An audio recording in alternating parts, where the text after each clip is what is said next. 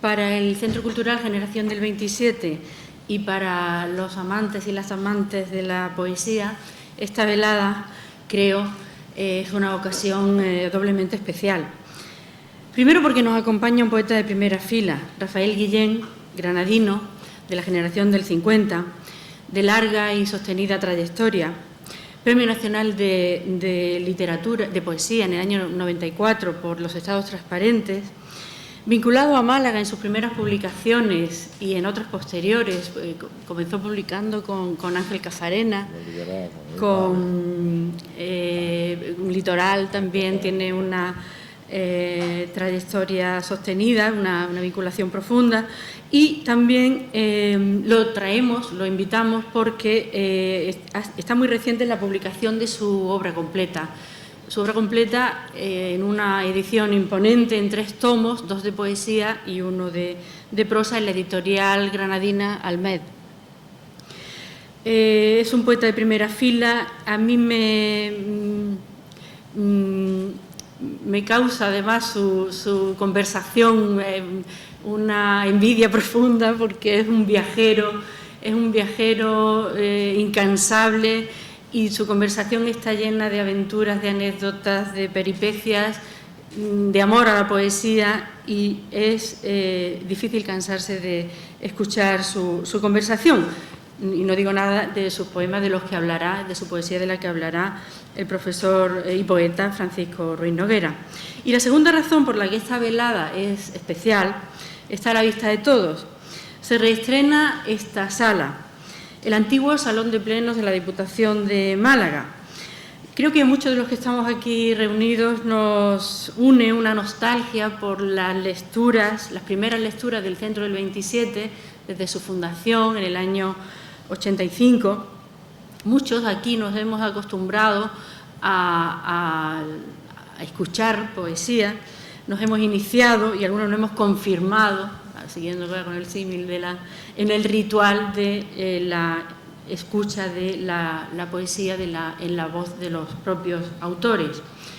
Todos recordaremos esas lecturas quincenales en las que poetas jovencísimos, poetas mayores, poetas consagrados se reunían con un público devoto y que asistía con asiduidad. Hoy se recupera esta sala con una nueva estética para actos culturales abiertos no solo a actos poéticos, a actos culturales de todo tipo. Y quería adelantarles una primicia. Desde el Centro Cultural de Generación del 27 hemos promovido una idea, hemos alentado un rebautizo de la sala, ya que no será Salón de Plenos en adelante. El Salón de Plenos, como saben, se ha desplazado a la nueva sede de la Diputación de Málaga. Pues hemos alentado que esta sala lleve otro nombre, el nombre de una malagueña ilustre, pero no suficientemente recordada, Isabel Oyarzábal, también conocida como Isabel de Palencia, una malagueña, una escritora que fue pionera en muchos aspectos, no me quiero extender con la semblanza de Isabel Oyarzábal, pero sí quiero señalar la importancia para que sepan las razones por las que se quiere bautizar esta sala con ese nombre. Fue la primera mujer diplomática en España, fue embajadora en Suecia y Finlandia en los años 38 y 39 del siglo XX.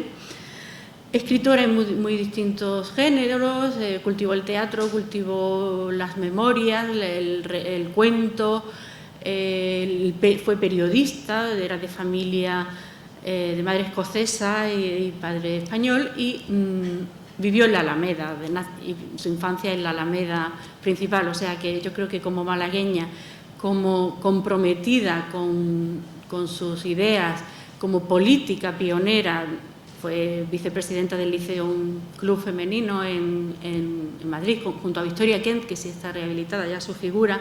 En fin, una mujer comprometida con sus ideas, con el momento histórico que le tocó vivir, y muy coherente con sus compromisos. Así que por todo eso y por mucho más hemos promovido esa iniciativa de llamar a esta sala Isabel Oyarzábal. No está todavía logrado del todo, pero creemos que lo podemos anunciar. Y le dejo con nuestro invitado, con el poeta Rafael Guillén, y con Francisco Ruiz Noguera, que lo va a presentar. Creo que no hace falta presentar al presentador, porque es suficientemente conocido aquí en Málaga, y además creo que también por febrero, pero hace ya 20 años, andaba leyendo sus propios poemas justo en esta mesa, creo recordar. Aunque ya la memoria con tantos años, pero creo que también por febrero del 91 presentaba aquí su cuaderno en un ciclo que además de alguna manera recoge, o sea, que se ha intentado continuar con los cuadernos que tienen ustedes y que recoge el formato de aquellas lecturas que desde luego esperemos que no se pierdan nunca para los amantes y las amantes de poesía en Málaga. Muchas gracias.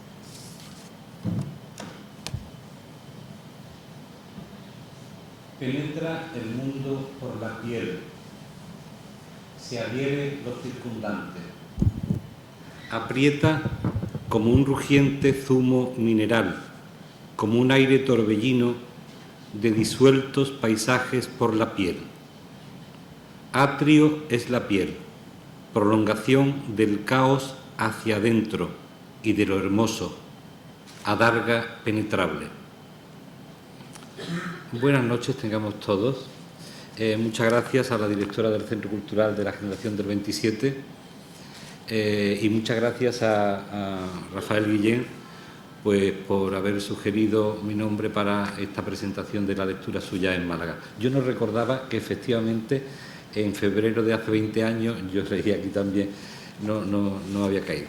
Pues gracias también, Aurora, por recordarlo. He querido empezar esta lectura con estos versos de Rafael Guillén, del poema Adarga, por varias razones. Una, porque es un poema que me recuerda que mi conocimiento primero de la obra de Rafael Guillén. Son palabras estas que no hace mucho, bueno, hace ya un año, en febrero también, pero del año 2010, tuve ocasión de rememorar también en Granada, con motivo de un homenaje que se hizo allí a Rafael en la Casa Dorada, en la cuadra dorada de la Casa de los Tiros, en torno a su poesía. Y recordaba yo allí, y empezaba también con la lectura de versos de ese poema, recordaba que ese fue uno de los primeros poemas que yo leí de Rafael Guillén y la verdad es que me impresionó muy vivamente. Yo andaba entonces por los 20 y tantos años y conocía por alguna antología y por revista algunos poemas suyos, pero las primeras publicaciones exclusivas del poeta fueron dos editadas en Málaga en la segunda mitad de la década de los 70. La primera de ellas, 10 poemas terrales, una preciosa edición con dibujos del pintor beleño José Bonilla en la colección Almoradug de las ediciones El Guadalhorce de Ángel Cafarena. Años más tarde, por cierto, ya en los 80, cuando yo le mandé a Rafael mi primer libro, que se publicó precisamente en Granada, en la colección Ganade, me contestó él con el envío de un ejemplar dedicado de esos 10 poemas terrales que a mí me habían impresionado por su rigor verbal y por su magia. Advertí al poeta en una nota inicial de aquella edición que estos terribles poemas, decía, que el caliente terral empujó a las costas del sur, pertenece a un extenso libro escrito entre 1971 y 1975. Dado que no es fácil predecir, seguía Rafael, cuándo y cómo podrá ser editada la obra completa, he querido ofrecer a mis amigos en edición numerada a modo de anticipo. Pues bien, la edición completa de aquel libro extenso, anunciado, se dio también en Málaga y fue el primer libro completo que yo leí de Rafael Guillén. Se trata de Moeda, editado en la revista Litoral, en el Litoral de la cuarta etapa, la que reinició José María Amado en el 68, concretamente la primera parte de la cuarta etapa, aquella que conserva todavía las cubiertas rojas. Aparecía Moeda en un número monográfico de la revista en el año 1979. Era un número monográfico dedicado a él, a Rafael, decía allí, dedicado a Rafael Guillén, poeta de una generación perdida. La impresión que recibí poco antes con la lectura de 10 poemas terrales se hizo con la lectura de Moeda realmente deslumbramiento, y asocié ese deslumbramiento al que había tenido años antes con la lectura de libros como Aminadab o Port Royal de Alfonso Canales o como Junio y óleo de Pablo García Baena. En mi caso, esos deslumbramientos siempre vienen por el lado de lo verbal, de la tensión del lenguaje. Y en Moeda, esa tensión y ese extrañamiento en el decir estaban ya en el primer poema, que se llama Aljibe, con sus singularísimas estructuras sintácticas.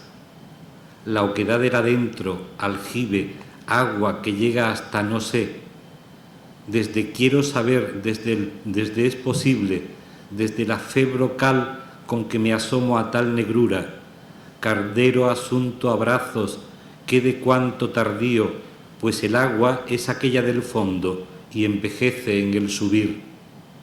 Ya digo, extrañamiento totalmente sugestivo, y para colmo un verso que a mí me pareció de estirpe claramente gongorina, tensa, venal, maroma, goteante. Años más tarde, en entrevista con José Espada, hablaba Rafael Guillén de la razón de aquel cauce para la forma en Moeda. He intentado, dijo, encontrar la vía más directa de comunicación, eliminando los rodeos que a veces me obligaba la corrección de la sintaxis. Y hablaba allí de su empeño en el rescate de un léxico en vías de extinción, un rescate vivencial, no libresco. Han sido, dice, 7 años de búsqueda, viajando, escuchando, aprendiendo. Así es que la palabra, el término, la voz a punto de ser solo vestigio, de ser fósil, se convierte en materia viva en la arquitectura del poema. Y esa materialidad de la palabra está en Moeda, en un poema, por ejemplo, como Adobe. Materia es la palabra. Con adobe modelarás la réplica del aire. Con adobe y con barro fijarás los relieves del enigma.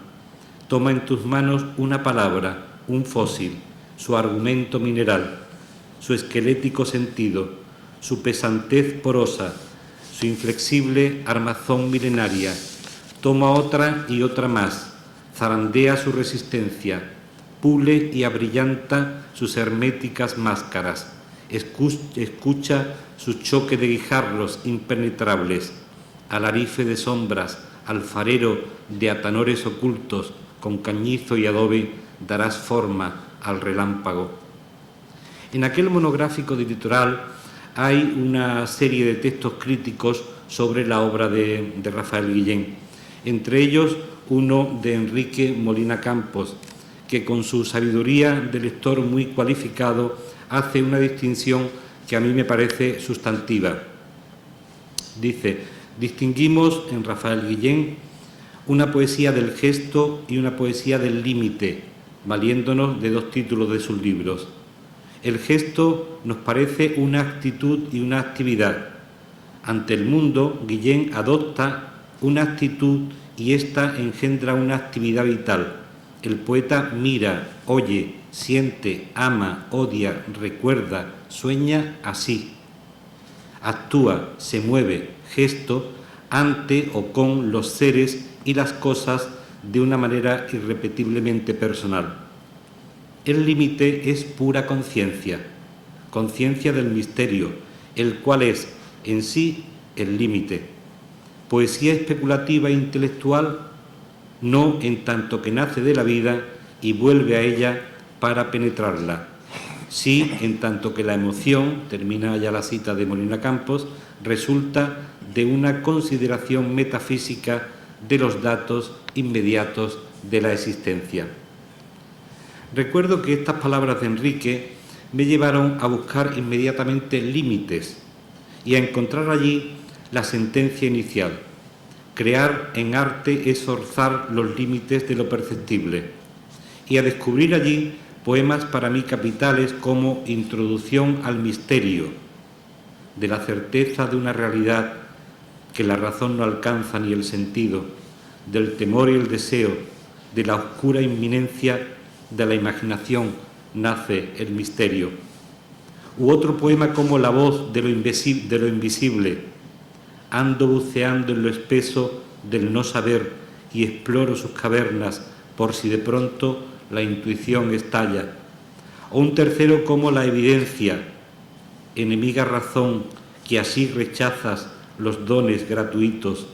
No engañan los sentidos, sí la capacidad que les cedemos de percepción.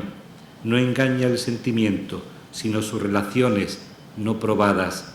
O en fin, el espléndido signos en el polvo, como el dedo que pasa sobre la superficie polvorienta del mueble abandonado y deja un surco brillante que acentúa la tristeza de lo que ya está al margen de la vida. Así, con esa dejadez, inconsciencia casi, siento que alguien me pasa por la vida. Como ven, esto que les digo, que les leo, más que análisis es confidencia. No es más que el relato de mi conocimiento de la obra de Rafael Guillén, hace ya algo más de 30 años. Y a aquellas alturas del camino, de aquel camino que de escalón en escalón me llevó a límites, tenía ya un convencimiento. Estaba ante la obra de un poeta excelente.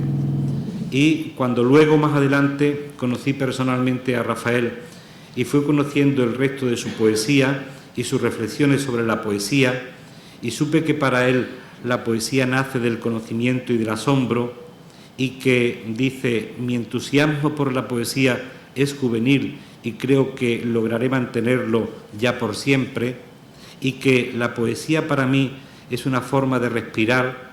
Lo he dicho algunas veces, se vive en estado de poesía que es muy distinto a ir de poeta por la vida. Todo esto, en fin, no fueron para mí más que confirmaciones de lo dicho antes.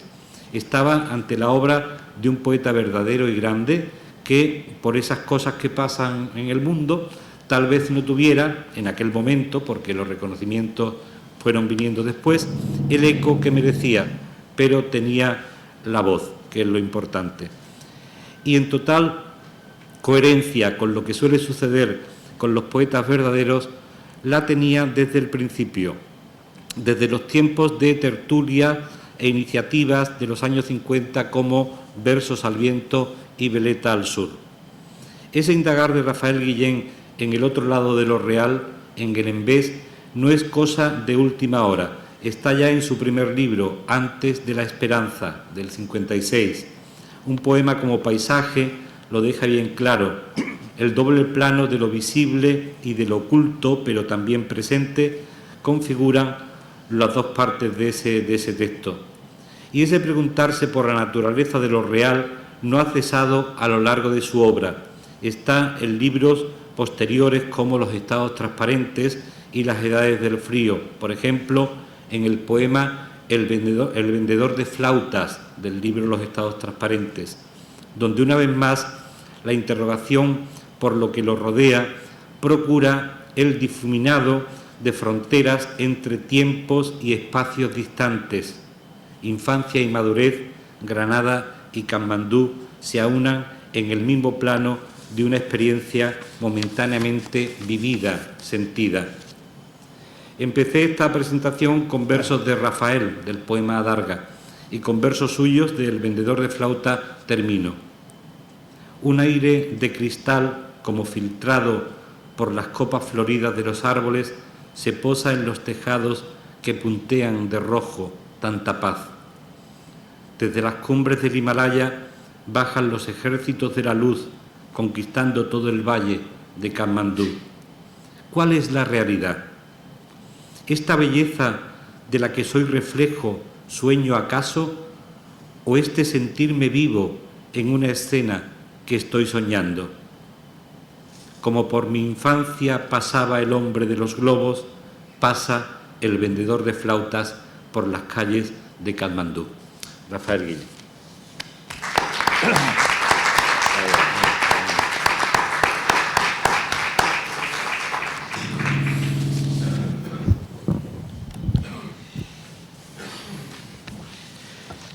Bien, buenas tardes.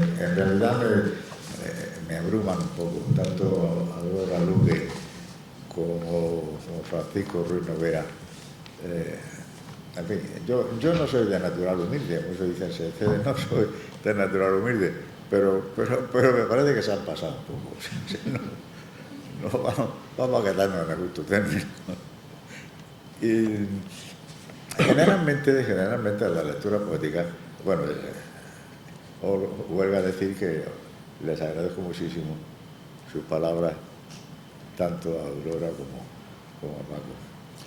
Generalmente las lecturas son o bien cronológicas, donde el poeta va desarrollando su vida a través de sus poemas, o bien suelen hacerse temáticas también. Vamos a hablar del tema del amor, vamos a hablar del tema del amor.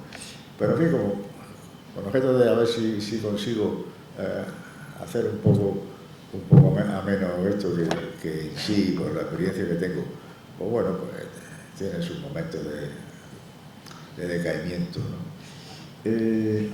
Voy a dividir la lectura en cuatro apartados muy breves. Y son 4 apartados que, según aquí el profesor Peña Bermejo de Dayton seleccionó en esta antología, revelan los temas que más me han preocupado, más a través del tiempo. Dentro de cada uno de esos breves capítulos sí voy a seguir un orden cronológico. El primero de ellos, ya lo ha citado Ruiz Noguera, es el tema de los límites. Crear en arte es forzar los límites. Forzar el límite. Hasta aquí llega el tiempo, hasta aquí llega el amor, hasta aquí. Y el verdadero escritor, el verdadero artista, tiene que forzar ese límite, llevarlo unos centímetros más allá de donde hasta ahora mismo estaba. En ese forzar los límites de lo perceptible es donde se basa esta primera parte de la lectura, que, como siempre, empezando allá por los años 50, y como creo que comenté hace poco con Aurora, voy a leer poemas no muy recientes, también recientes, pero anteriores. Siempre he defendido que si se domina el lenguaje, o sea, si cualquier músico, si no domina el teclado, si no domina los arpegios y las claves, pues no, si no domina el instrumento, no puede luego expresarse libremente. Para mí, el instrumento, por supuesto, es la palabra, no tengo otro. Y desde joven yo intentaba dominar la palabra. Y escribía sonetos y décimas, escribía. Ya no escribo, ahora ya, pero creo que siempre queda esa musicalidad, esa forma de esa cadencia a través del verso libre que he observado en muchos grandes poetas. Y bueno, no quiero que sea esto una asociación de bombos mutuos, pero por supuesto en Francisco y en Aurora. Yo empezaba con un soneto en mi primer libro. Estamos hablando de 1956, del libro Antes de la Esperanza, que dice así: no es fácil retener cuanto de cierto lleva cada palabra, rescatada por la verdad del borde de la nada. La medida es un eco muerto. La verdad no es la rama, es el injerto, propicio al viento fuerte y a la helada. No es cuerda ni metal, es la tonada, la alada melodía del concierto. Propicia al viento fuerte y a la ruina, camina la verdad, triunfa y camina de palabra en palabra, paso a paso. Y es gozo recibir su luz violenta y sentir cómo nace y se sustenta del mismo manantial de su fracaso. Lo digo esto del año 1956, del año Antes de la Esperanza. Seguimos con la palabra, y ya bastantes años después, del año 73, y siempre dentro de forzar los límites, el poema este, Adobe, que pertenece al libro Moeda, que también ha argumentado Luis Noguera. Materia es la palabra. Con adobe modelarás la réplica del aire. Con launa y con adobe realizarás lo inexpresable. Viene un vaho medular, un roce alóndrico pidiendo ser, un pulso estelar, un goteo pidiendo ser de semen luminoso. Vestibular apenas llega un espasmo azul contra la lengua. Con adobe y con barro fijarás los relieves del enigma. Materia que ni al menos es consciente, finta añagaza de la palabra, ajonje en el que el pensamiento se debate. Toma en tus manos una palabra, un fósil, su argumento mineral, su esquelético sentido, su pesantez porosa, su inflexible armazón milenaria. Toma otra y más otras, zarandea su resistencia, pule, abrillanta sus herméticas máscaras, escucha su choque de guijarros impenetrables. Viene una cadencia de laúd, un pálpito transarcano, una línea insinuación de lo desconocido. Alarife de sombras, alfarero de atanores ocultos, con cañizo y adobe darás forma al relámpago.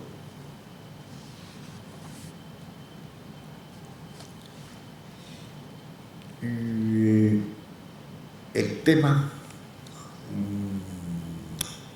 este del límite, ya en el libro de los estados transparentes, en el que confieso al principio que es una indagación en la materia, no trascendida, es la materia en sí misma. Se refleja bastante bien en este poema, que es piedras de una catedral, piedras para una catedral de Monet, con la estructura del quejido, con la porosidad de la ternura, con la dureza de la idea, nace la piedra. Desde la vigilancia de las cimas, desde el sostén de las laderas, desde la indefensión de los almendros, desde la terquedad de la sequía, surge la piedra. Surge la piedra y se levanta y crece en farallones y en convulsas crestas de lava fría y se fragmenta y llena los vacíos que en la memoria van quedando. Basamentos, calzadas que desgastó la cáliga, columnas truncadas en su gloria, aras de inmolación, pirámides funerarias, estatuas, foros, arcos de triunfo y de miseria. Surge la piedra y se levanta en gritos megalíticos, en fósiles lamentaciones, en cavernas con bocas y gargantas que vomitan soledad, en llamadas al más allá, en preguntas, claustros, pórticos, horas de leve espuma y sólida, crujías, sonrosetones y enigma, ornamentos de duro encaje, agujas, cornisas voladoras, campanarios, torres alzadas al vacío, templos, catedrales talladas por el hombre, en donde el hombre mismo mira hacia arriba y tiembla, como a través de un agua removida, como en el parpadeo de un relámpago, como vista entre lágrimas, late rosa la piedra. En las puertas del templo martillean las pulsaciones de la piedra.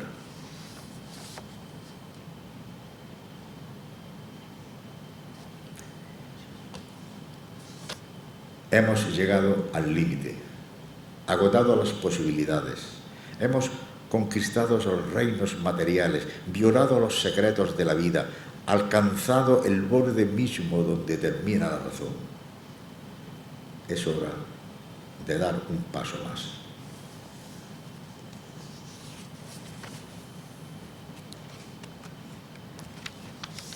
La segunda parte gira en torno al tema del tiempo, uno de mis temas preferidos, los alrededores del tiempo.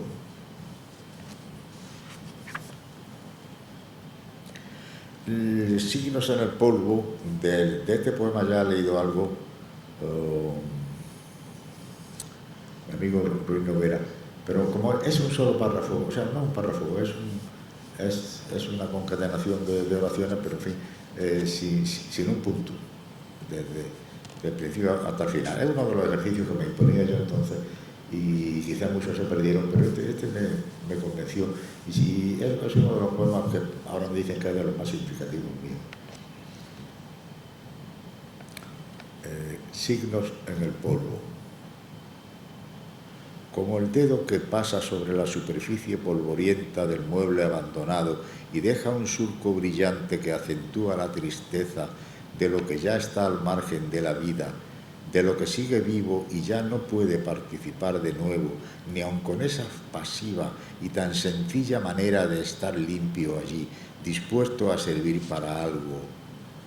Como el dedo que traza un vago signo, ajeno a todo significado, solo llevado por la inercia del impulso gratuito y que deja constancia así en el polvo de un inútil acto de voluntad, así, con esa dejadez, inconsciencia casi, siento que alguien me pasa por la vida, alguien que mientras piensa en otra cosa, traza conmigo un surco, se entretiene en dibujar un signo incomprensible que el tiempo borrará calladamente, que recuperará de nuevo el polvo aún antes de que pueda interpretarse su cifrado sentido, si es que tuvo sentido, si es que tuvo razón de ser tan pasajera huella.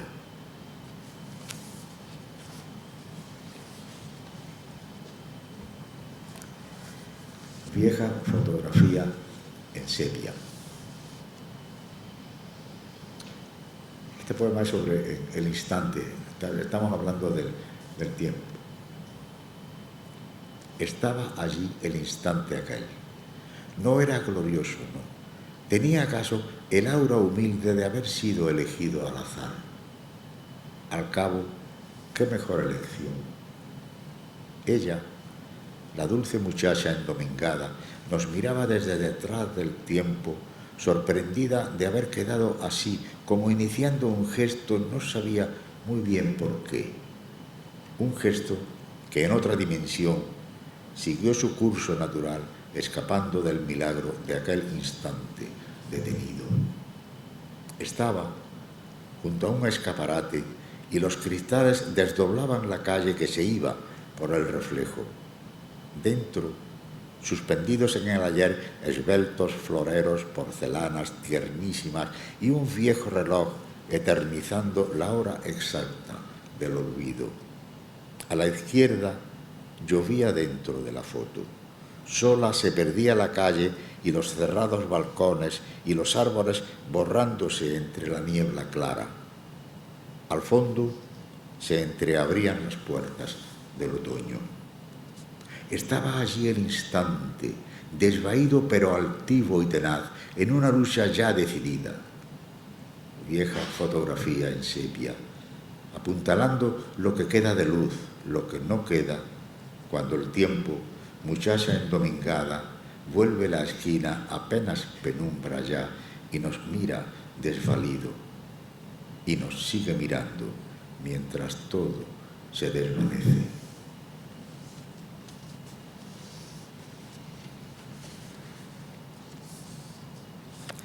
Siempre llegamos a destiempo. Con mi formación muy insistentemente y muy voluntariamente clásica, aferrado a la preceptiva,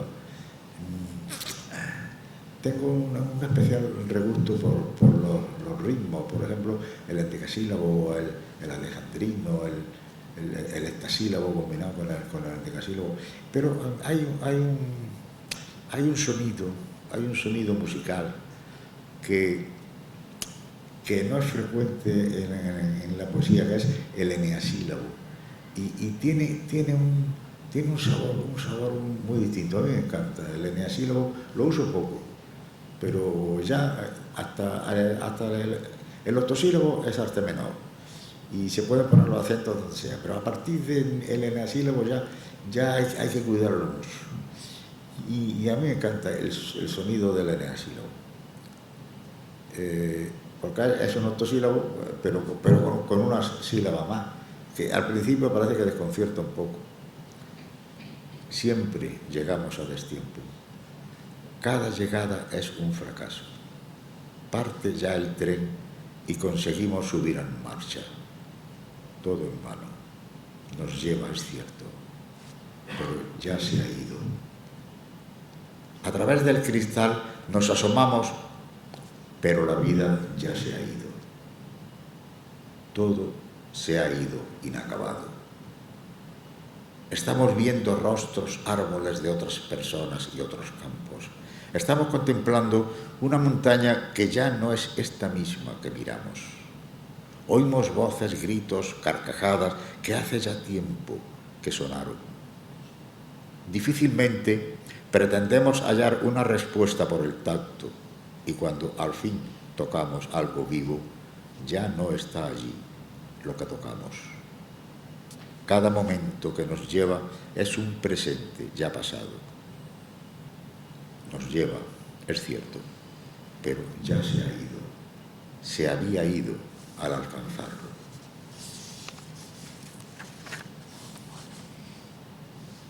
Acudo a los andenes de las viejas estaciones y asisto al desenfreno de los abrazos, a la humedad, a la húmeda intensidad de las miradas. Llegar, partir, no tienen más sentido que el de la ceremonia del encuentro o del adiós. Echan a andar bufando las antiguas locomotoras y en las ventanillas de los vagones se suceden escenas silenciosas cuyo principio y cuyo final conoceré, jamás conoceré. De madrugada ya se quedan solos los andenes y en todos hay un banco de madera y una luz roja al fondo, al fondo, al fondo. Bueno, entramos en el tema amoroso. Yo tengo publicada una antología que trata el tema amoroso y en la introducción lo digo claramente, o sea, este amor mío es el amor de mi tiempo. El amor es siempre igual, es el mismo. Pero, claro, el amor de Lope no es el amor de Becker, ni es el amor de Vicente Aleixandre, ni es este amor, ni es el amor de esta misma época. El amor ahora es otra cosa. Estos poemas amorosos míos no tienen nada que ver con poemas mucho más actuales, que digo yo, como pueden ser los a ver si me acuerdo, verso,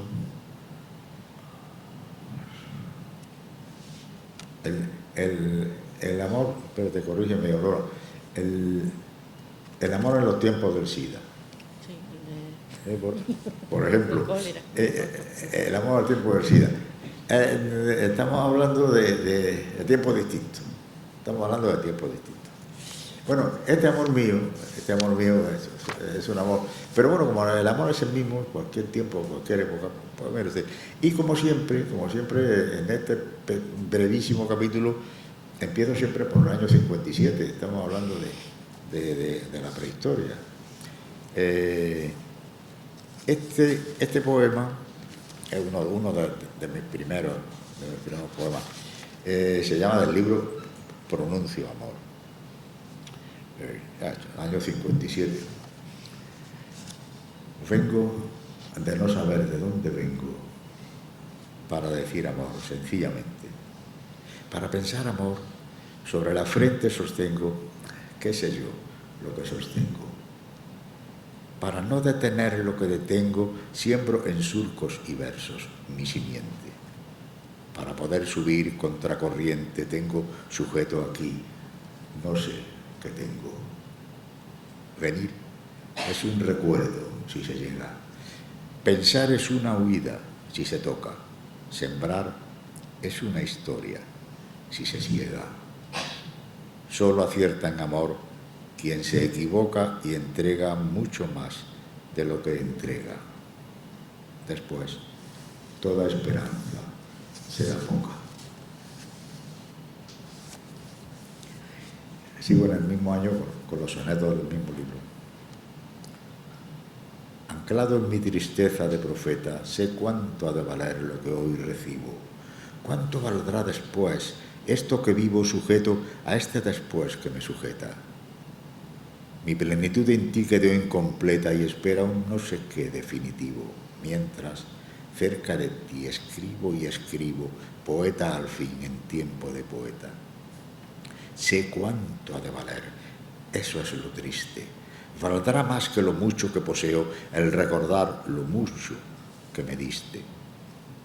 Profetizado con que falseo esta presente gracia que me asiste y esa futura gracia que preveo.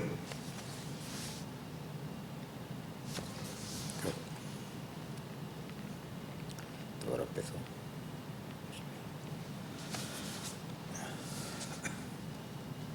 Poema del no. Me decías que no. Por tu mirada pasaban barcos lentamente. Había gaviotas en tus ojos, en tus blandos oscuros ojos grandes, donde iba cayendo la amargura como un anochecer de altas sirenas en los puertos del sur. Me decías que no, serenamente.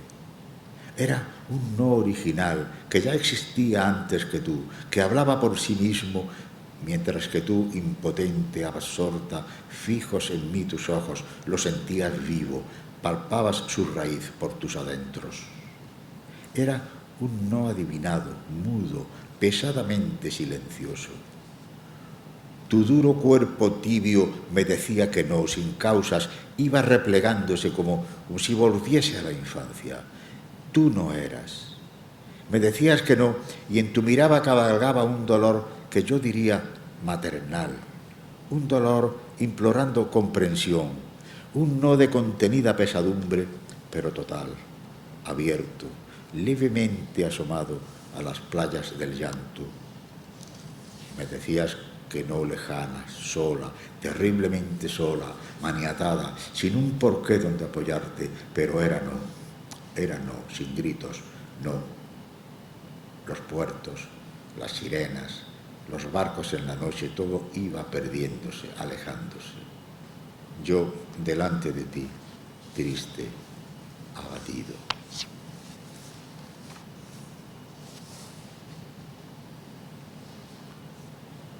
Sigo con los poemas amorosos. Cada mañana, el mismo asombro, siempre nuevo, el ver lo natural que es para ti tu cuerpo. Con sabidas minucias del rito del aseo que imperceptiblemente elevas al misterio. Desde mis ajimeces vigilo tus linderos, revuelas como un ángel sobre tus mismos pechos. Tu humedad se disputan la juncia y el espliego, hay frescura de aljibe y calor de sesteo. En mis blandas murallas aprisionado veo el hábito sencillo que tienes de tu cuerpo. Resuelves la materia en puro movimiento. Cada escorzo insinúa un ritmo en el espejo. El repetido aire que modela tus gestos es en ti cristalino, pero en mí es espeso. De tu cuello desnudo nace un onde venero, de tus brazos en alto la mimbre, de tu pelo. Al alba, cuando mido tu distancia, no entiendo la natural costumbre que es para ti tu cuerpo.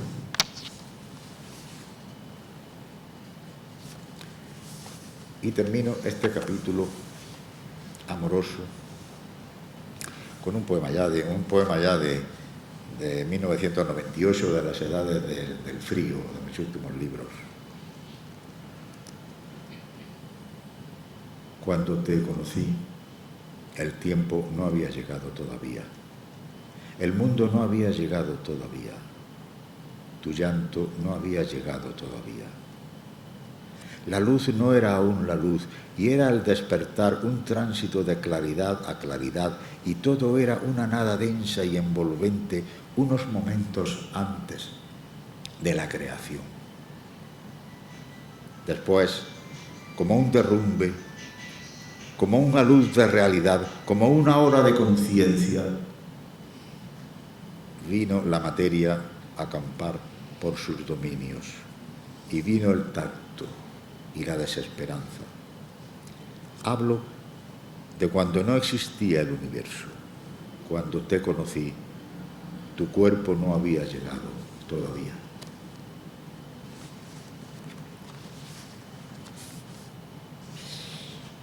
Termino con esta cuarta parte sobre la configuración de lo perdido. Estoy hablando de lo perdido en el sentido sartriano, o sea, no lo que hemos poseído y hemos perdido, sino todo aquello que perdemos cada vez que nos vemos obligados a elegir. Si yo estoy aquí con vosotros ahora, he perdido toda la infinita posibilidad de estar en infinitos sitios, ¿no? Se pierde constantemente, siempre estamos perdiendo, siempre perdiendo. También, antes de leer este poema, quisiera hacer un par de consideraciones. Los poetas perseguimos la emoción poética. La emoción poética es distinta, son dos tipos de emoción. Está la emoción intelectual. La emoción intelectual es aquella emoción que va dirigida al entendimiento y, claro, se emociona con una palabra bien puesta, se emociona con un concepto insospechado, inesperado o desconocido. Es una emoción intelectual. Pero hay una emoción corporal, hay una emoción, diría yo, visceral, hay una emoción humana que nace de poner unas palabras junto a otras y que surja esa chispa y que emociona y no se sabe por qué. Esa emoción humana creo que es mucho más difícil que la emoción intelectual, porque la emoción intelectual se puede conseguir utilizando múltiples recursos, pero cuando un poema emociona de verdad, íntimamente, yo creo que es más difícil de conseguirlo. Yo he intentado conseguirlo de muchísimas formas y no conscientemente con el tema. Este poema que voy a leer ahora no es que yo haya pretendido emocionar a nadie, lo he escrito porque lo he sentido así, ¿no? Está dedicado al 5º aniversario de la muerte de mi madre y, bueno, mi madre murió al poco tiempo, le escribí una elegía, extensa elegía, no en el momento mismo, porque no se puede escribir en el momento del amor, no se puede escribir, en el momento del dolor tampoco se puede escribir, es cuando ya se toma conciencia un poco, ¿no? Y esto es ya a los 5 años. A los 5 años de la muerte de mi madre escribí el poema este, que no sé si analizado rigurosamente puede tener más o menos valor, pero que de verdad que yo lo sentí así. Se llama Un gesto para el 5º aniversario de tu muerte. He venido hasta aquí por ver si el polvo de lo que tanto amé, por ver si esto que queda, que no es nada de lo que tanto amé, por ver si la corpórea cercanía de un deshecho perfil amable hay, tantas veces descrito por los besos, de unos huesos o acaso de un vestido que yo oprimía junto con tu brazo, por ver si la certeza renovada de este silencio en torno puede ponerle playa a mi dolor, puede aún levantarse como rocoso límite concreto en donde rompa mi dolor. Aquí, donde la nada se amontona y el jaramago crece en los vacíos que dejó el pensamiento. Aquí donde los muertos ordenados como puestos para secar y siempre inútilmente cerca como las cosas entre sí, no tienen tiempo ya para hacer, tampoco para dejar de hacer aquello que podía ser comunicación. amor acaso. Aquí donde hasta el viento se arrincona después que el bieldo se paró del grano, esto que solo es paja, aún menos que el polvillo de la paja. Aquí donde se asoma la otra mano de Dios, la que sostiene la esponja que nos borra, donde la sombra sube resumida en ciprés, pues de otro modo no cabría en los cielos ni en los hombres. He venido hasta aquí porque es domingo y las calles con sol y las placetas se llenan de muchachas recién lavadas, blancas, y no puedo con tanta vida hoy que te recuerdo. He venido porque los niños crecen y crece el matorral y la luz crece y lo bueno y lo malo crece y todo se expande y gira en torno de este punto de dolorosa calma detenida. He venido hasta aquí sin más motivo que el que tuviera de asomarme a un pozo tan solo porque es hondo, o el de sentarme quedo junto al mar porque es el mar. Y ahora me pregunto si al cabo de este llanto, si al cabo del dolor no habrá un poquito de tierra nada más, de alguna imperceptible materia tuya que traspase el mármol para tocar mi piel, para rozarme levemente el cabello, porque nunca he querido entender el amor sin una forma de tacto.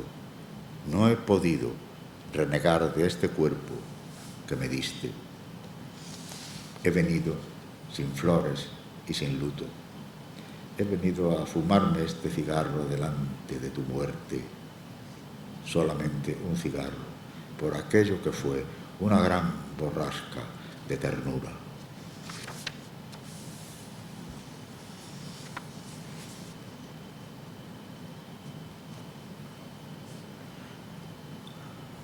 Donde sonó una risa,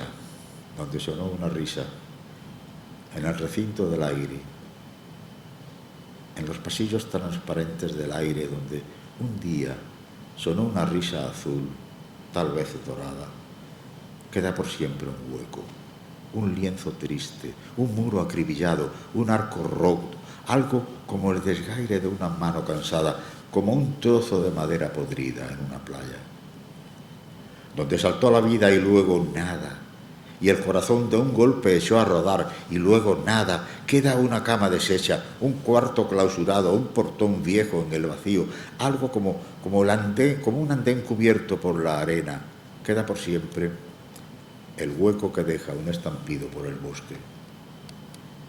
De bruces, husmeando, rastreando unas huellas, tirando del hilo de un perfume, penetra el corazón por galerías que un latido de sangre subterránea horadó alguna vez y allí quedaron, y que allí permanecen con su húmeda oscuridad de tigres en acecho. Penetra el corazón a tientas, llama y su misma llamada lo sepulta. Donde sonó una risa, una vidriera, una delgada lámina de espacio estalló lentamente y no es posible poner de nuevo en orden tanta ruina. Un nuevo aliento merodea, llegan otros sonidos hasta el borde y piden su momento para existir. Afluyen nuevas formas de vida que al final toman cuerpo y se acomodan. Pero el tiempo ya es otro, y el espacio ya es otro, y no es posible revivir lo que el tiempo desordena. En la cresta del agua o de la espuma, donde una risa naufragó, ya nada podrá buscar, hundirse, hallar los restos. Nadie podrá decir, este es el sitio. El mar no tiene sitios y sus cimas son instantes de brillo y se disuelven. Pero quedan los huecos, queda el tiempo. El tiempo es un conjunto de irrellenables huecos sucesivos. Donde sonó una risa queda un hueco, un coágulo de nada, una lejana polvareda que fue, que ya no está, pero que sigue hablando, diciendo al alma que en alguna parte algo cruzó al galope y se ha perdido.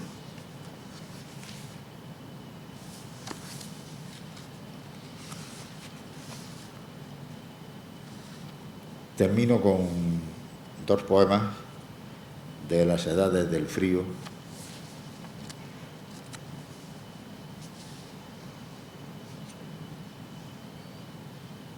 Todo lo bello es inestable. He ahí su fortaleza. Todo lo bello es equilibrio. Es un hilo de luz tendido desde la sombra hasta la sombra. Lo bello es un trabajo paciente e instantáneo con escasos y elementales materiales. No es efímero, no, pues su medida no es temporal. ¿A qué otros cielos sube cuando se oculta tras la muerte, cuando se muda o se disipa? Son estos tus aquellos ojos que encendían bengalas por los altos balcones de mi corazón. Muchas gracias.